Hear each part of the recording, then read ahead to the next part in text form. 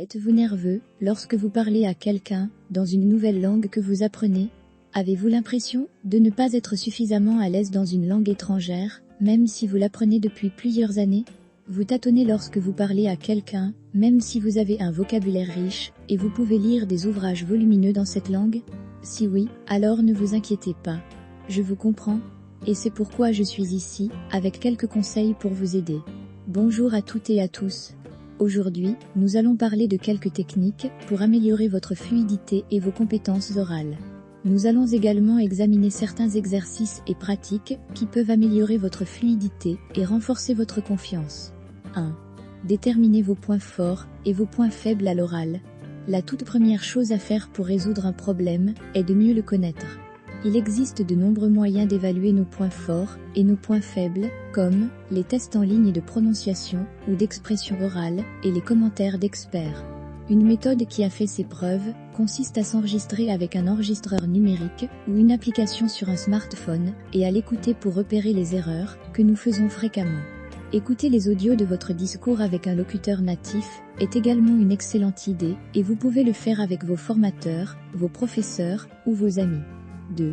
Ralentissez le rythme de votre discours. Parler lentement et clairement peut vous rendre plus fiable et persuasif. Les recherches montrent que les personnes qui parlent plus lentement sont perçues comme plus intelligentes, plus dignes de confiance et plus sûres. Cela s'explique par le fait que l'acte physique de ralentir votre discours permet à votre interlocuteur d'assimiler plus facilement ce que vous dites. 3. Utilisez les gestes pour vous aider à parler. Les gestes sont un moyen naturel de communiquer sans parler.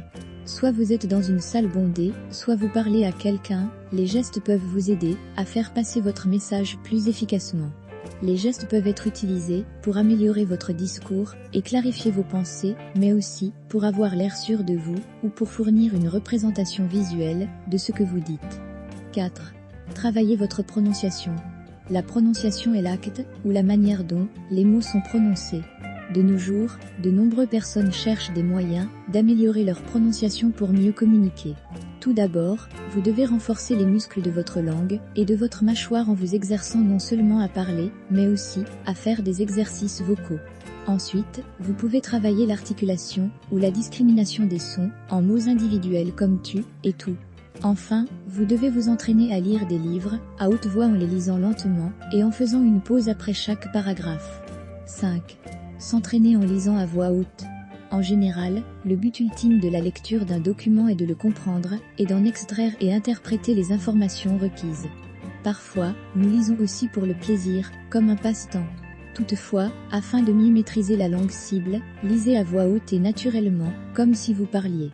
Ici, l'objectif n'est pas de comprendre ce qui est écrit, c'est plutôt un exercice pour votre bouche et votre langue pour produire ces sons correctement à l'oral. 6. Écoutez-vous parler et utilisez le feedback pour vous améliorer. Lorsqu'on se parle, on peut entendre tous les défauts de son discours. Cela s'explique par le fait que le processus d'autodialogue est un monologue interne qui n'a pas de bouton d'édition et qui est plus efficace. C'est pourquoi il est si important de s'écouter parler et d'utiliser ce feedback pour s'améliorer. Il faut être attentif et conscient lorsqu'on parle pour éviter tout lapsus. Restez concentré et suivez vos idées pour les articuler correctement. 7. Soyez audacieux, confiant et évitez de vous excuser excessivement. Enfin, n'oubliez pas d'être audacieux et confiant lorsque vous parlez. La confiance est la clé pour surmonter tous les obstacles et réussir. Il est également important d'arrêter de vous excuser lorsque vous faites des erreurs en parlant dans une langue étrangère que vous êtes en train d'acquérir. Il est normal de faire des erreurs, mais il est indispensable d'en tirer des leçons et de les corriger pour éviter de les répéter.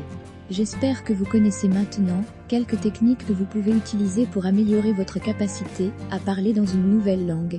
Y a-t-il d'autres stratégies que vous suivez? N'hésitez pas à les partager avec nous dans les commentaires.